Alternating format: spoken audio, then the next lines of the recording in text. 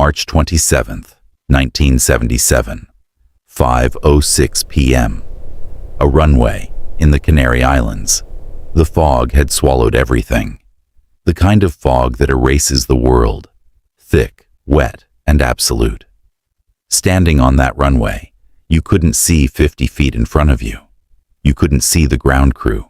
You couldn't see the lights. You couldn't see what was coming.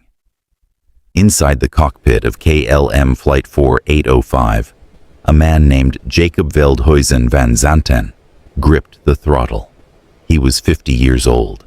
He had spent decades in the sky, more hours in a Boeing 747 than almost anyone alive. KLM, the Dutch national airline, considered him their finest. His photograph was on their safety posters. He was, by every measure, a legend. He had been sitting on this runway for hours, and he was done waiting. His voice came through the radio, steady, authoritative, certain. They were at takeoff, he told the tower. They were going. The controller responded carefully, telling KLM to stand by. He would call them when they were clear to go. But the KLM 747 was already moving. Somewhere ahead in that fog, invisible, unaware, still rolling slowly across that same runway, was a Pan Am Boeing 747 carrying 396 people. They had no idea a 350-ton aircraft was accelerating toward them in the dark. The Pan Am first officer stared through the windshield into the gray nothing. Then, through a brief tear in the mist, he saw lights. He screamed. 4 seconds later, 583 people were dead. It remains, to this day, the deadliest accident in the history of aviation. And it didn't happen because a machine failed. It didn't happen because the weather alone made it inevitable. It happened because of a conversation. To understand what happened on that runway, you have to go back 12 hours, to a different island, a different airport, and a bomb. Just after 1 in the afternoon, an explosion ripped through the terminal at Gran Canaria Airport. A bomb, planted by a Canarian separatist group, had detonated in the main building. Another undetonated device was found, and the airport shut down immediately. Every aircraft bound for Gran Canaria was suddenly homeless. Controllers began rerouting them to the only nearby airport large enough to receive them. Los Rodeos Airport, Tenerife. Los Rodeos was never designed for a moment like this. One runway, one taxiway, a modest terminal built for island commuters, not a cascade of wide-body jets from across Europe and the Americas. But there was no alternative. The planes kept coming. KLM Flight 4805 had departed Amsterdam that morning, with 234 passengers and 14 crew. Mostly Dutch tourists, headed for sunshine and sea. Pan Am Flight 1736 had crossed the Atlantic with 380 passengers and 16 crew, many of them bound for a cruise, using the Canaries as their starting point. For most of them, Tenerife was never supposed to be anything more than a brief stop. Both planes landed at Los Rodeos within minutes of each other, parked along the taxiway, and were told to wait. And so they waited. Then the fog came. It rolled in fast and total. Within minutes, Los Rodeos had been reduced to near zero visibility. Controllers lost sight of the runway. Pilots lost sight of the aircraft parked beside them. When Gran Canaria finally reopened, both planes were cleared to leave. But with the taxiway blocked by parked aircraft, there was no way to reach the takeoff end of the runway through normal means. Both planes would have to backtrack, to drive down the active runway itself, in the fog, to reach their starting position. The tower coordinated the movement. KLM would go first, taxi to the far end, turn around, and hold for takeoff clearance. Pan Am would follow behind, but exit earlier at the third intersection, taxiway C3, and wait there, while KLM departed. It was workable. Not ideal, but reasonable. Except nobody could see anything. And what came next would depend entirely on words. By 5 o'clock, KLM had reached the far end of runway 30. Engines running, nose pointed, toward takeoff. Captain Van Zanten was ready.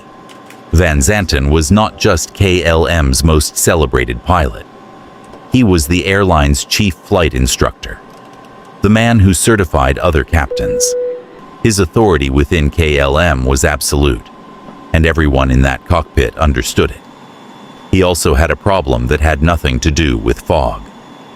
Dutch aviation regulations placed strict limits on crew duty hours. If he didn't get airborne soon, his crew would be legally grounded until the following day. Hundreds of stranded passengers. A reputational disaster for the man whose face represented KLM's standard of safety. The pressure was real, and it was building. At 5:02, KLM received their routing clearance from the tower. The flight engineer read it back correctly, and then Van Zanten spoke, his tone carrying the quiet certainty of a man who had already decided. They were at takeoff. They were going now. The phrasing reached the controller. It was unusual, not the standard language pilots use. He responded carefully, telling KLM to stand by. He would call them when they were cleared. But at the precise moment that instruction left the controller's mouth, the Pan Am crew also pressed their transmit button. Both signals collided on the same frequency. Neither came through cleanly. What reached the KLM cockpit was broken, partial, the word OK cutting through the static, and then nothing. Van Zanten heard what he needed to hear. He pushed the throttles forward. His flight engineer, Willem Schroeder, heard something else. Something in the fragment of transmission had unsettled him. He turned to the captain and asked whether Pan Am had cleared the runway. Van Zanten didn't hesitate. Of course they had. His tone closed the question before it could breathe. Schroeder said nothing more. The first officer said nothing, and the KLM 747 began to accelerate. On the other side of the fog, the Pan Am crew was still searching for taxiway C3. Visibility was near zero. The markings were difficult to read. There was a discrepancy between their charts and the actual layout of the airport. When C3 appeared, if it appeared clearly at all, they were already past it. Pan Am's captain Victor Grubbs got on the radio. His first officer transmitted that the Clipper was still on the runway, still moving, not yet clear. The transmission went out at the wrong moment. Interference consumed it. The words reached no one. The tower told Pan Am to report when they were clear. The crew acknowledged. They would report when clear. In the KLM cockpit, that exchange may have been heard as reassurance. Pan Am would report when clear. Perhaps they were nearly there. Perhaps they had already turned off. They had not. They were directly ahead, invisible in the fog. Moving slowly down the same runway that KLM was now charging along at 150 miles per hour. Then the Pan Am crew heard it, a low building roar growing from somewhere behind them in the mist. Through a momentary gap in the fog, they saw lights. Two massive landing lights, blazing and enormous and coming fast. Grubbs threw the throttles forward and wrenched the aircraft left, trying to get off the runway. Anywhere, anything. In the KLM cockpit, Van Zanten saw shapes materializing ahead. He hauled the nose upward, willing 350 tons of metal into the sky. He almost made it. At 5 hours, 6 minutes, and 57 seconds, KLM Flight 4, 805, and Pan Am, Flight 1736, met on runway 30. The KLM jet struck the Pan Am aircraft at over 150 miles per hour. Its undercarriage tore across the roof of the fuselage below. Its engines and wings cut through the upper deck, where dozens of passengers had been sitting moments before. The KLM 747 fell back onto the runway and slid more than 1,000 feet before stopping. Then the fuel ignited. The explosions came one after another, rolling down the length of the aircraft. Within seconds, KLM Flight 4805 was completely engulfed. Every single person aboard was killed. All 234 passengers, all 14 crew. On the Pan Am aircraft, the midsection was gone, replaced by open sky and spreading fire. But the nose section had survived. From the front of the aircraft, people began to emerge. Some climbed onto the wing and jumped. Some were pulled out by strangers. Flight attendants moved through smoke, screaming instructions, guiding anyone who could move toward any opening that led outside. 61 people from the Pan Am flight survived. 335 did not. When emergency responders reached Los Rodeos, they found two of the largest aircraft in commercial aviation, reduced to burning wreckage across nearly 2,000 feet of runway. Luggage, debris, and the belongings of hundreds of people scattered across the ground. 583 people, gone, in 4 seconds. The investigation that followed reconstructed every minute of that afternoon. What investigators found was not one catastrophic mistake. It was a chain, each link almost reasonable on its own, each one quietly enabling the next. A bomb, a diversion, a taxiway too crowded to use, a fog that arrived without permission, a duty clock counting down, an ambiguous phrase spoken by a man too certain to question himself, a radio interference lasting less than a second, a question asked and answered in a way that made asking again feel impossible. Remove any one of those links, and 583 people go home. Every single one remained. In the aftermath of Tenerife, the aviation world did something it had never done at this scale before. It stopped examining the machines and started examining the people inside them. Before 1977, the culture of aviation rested on a deeply embedded assumption. A trained, experienced captain was the final authority. His judgment was sound. The hierarchy of the cockpit was itself a safety mechanism. You did not question the captain. Tenerife obliterated that assumption. What emerged was called crew resource management. The principle was simple but required a fundamental cultural shift to implement. Every crew member had the right and the responsibility to voice concern. Seniority did not silence doubt. If something felt wrong, it had to be said, clearly, without hesitation, regardless of who was sitting in the left seat. The language of aviation was restructured from the ground up. Ambiguous phrasing was replaced with standardized, unambiguous terminology. Readbacks became mandatory. Every critical instruction had to be repeated back and confirmed before any action was taken. Overlapping transmissions had to be resolved. No assumption, however reasonable, could substitute for explicit confirmation.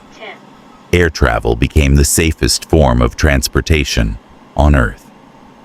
Not because the aircraft improved, though they did, because the people flying them understood, in a way they hadn't before, that how they talked to each other was as critical as anything else in the cockpit. But the deepest lesson of Tenerife reaches beyond aviation entirely. Van Zanten was not reckless. He was meticulous, experienced, and deeply committed to his profession. And yet, under pressure, with his attention narrowed toward a goal, he heard what he needed to hear and quietly set aside what he did not. The brain, under pressure, finds the evidence it is looking for. Psychologists call it confirmation bias. It lives in every human mind. And then there was the authority gradient, the psychological distance between the person at the top of a hierarchy, and everyone beneath them. In that cockpit, the gradient was near vertical.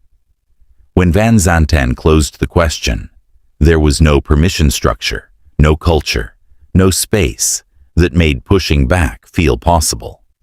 So nobody pushed back. The same pattern plays out in operating rooms, in boardrooms, in any human system where hierarchy and pressure coexist. Tenerife demonstrated, at the cost of 583 lives, that confidence is not the same as correctness. That the most dangerous moment in any high-stakes environment is when the person in charge stops listening. The difference between what happened that afternoon and what might have been avoided comes down to one thing: a voice choosing to hold a question open rather than letting it be closed. Someone saying, one more time, wait, are we sure about this? Every day, in airports across the world, thousands of flights make their way to runways that look nothing like Los Rodeos in the fog. In every one of those cockpits, a checklist is run. Clearances are read back word for word. If anything is unclear, it is resolved before the aircraft moves. The passengers in the cabin know none of this. They stow their bags and find their seats and look out the window without a second thought. They trust the system without knowing the system. But the system knows where it came from. Built into every standardized phrase, every mandatory readback, every crew training program, in every airline on Earth, there is a memory.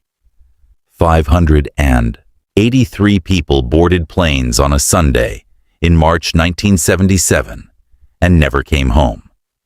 They died not because aviation was careless, but because it had a blind spot, an assumption so old and so deep that no one had thought to question it. It took the worst accident in aviation history to hold a light up to that assumption and show it for what it was. The world looked at what Tenerife revealed, and then it changed. Near the site of Los Rodeos, there is a quiet memorial. Pilots passing through Tenerife sometimes stop. They know what that ground holds, what it cost, and what it purchased. Not just grief, not just memory, transformation. The only way to honor something lost at that scale is to make certain every single day that it cannot happen again.